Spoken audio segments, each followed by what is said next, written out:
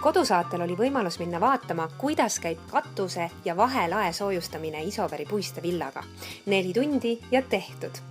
Mati, miks siin on eelistatud pööningu ja vahelae soojustamiseks just Isoveri puistevilla? Üleüldse pööningud ja horisontaalpinnad soojustatakse praktiliselt kõik nüüd puistevilladega ja peremehe enda soov oli tellida siis Isover KV041.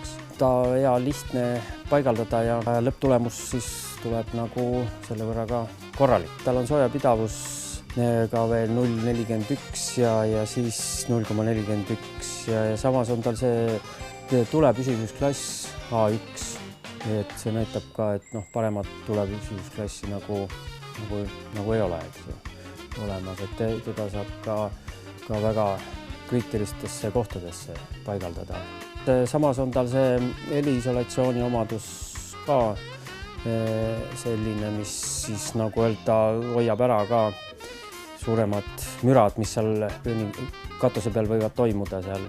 Rahe pekslemine vastu plekkkatust ja nii edasi.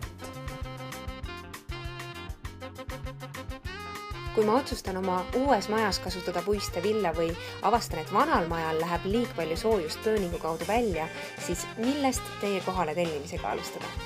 Et selles mõttes on asi lihtne, et tuleks siis kohale kutsuda siis spetsialist ja siis natuke olukorda kirjeldada üks asi, et on ka lihtsamad situatsioonid või sellised konstruktsioonid, kus saab puht telefonidel olukorra kirjeldusega nagu öelda tellimuse teha, aga kui natukese keerulisemaks läheb, et seda siis spetsialist ise hindab. Mõõdetakse see pindala ära ja selle olukorrale vastavalt hinnatakse siis selle kihi paksus ära ja sellega tehakse siis hinnapakkumine.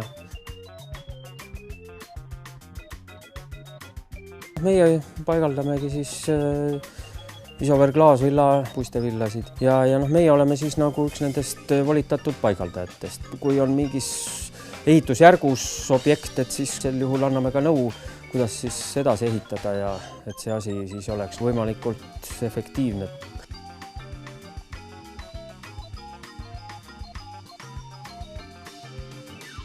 Päris oluline põhjus on see, et see töö on kiire ja efektiivne. Kui selle nagu produktiivsus tunnis on 30-40 kuupi, siis eeldatavasti, ütleme niisugusel tavalisel keskmisel elamule kulub, siin 3-4-5 tundi.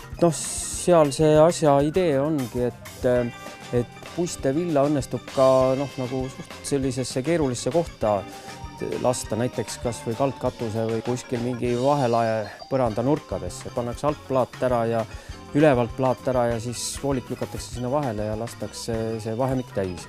Ja ka ütleme, kui käsitsi seda plaadivilla sinna panna, siis see läheks nagu tohutult rohkem aega.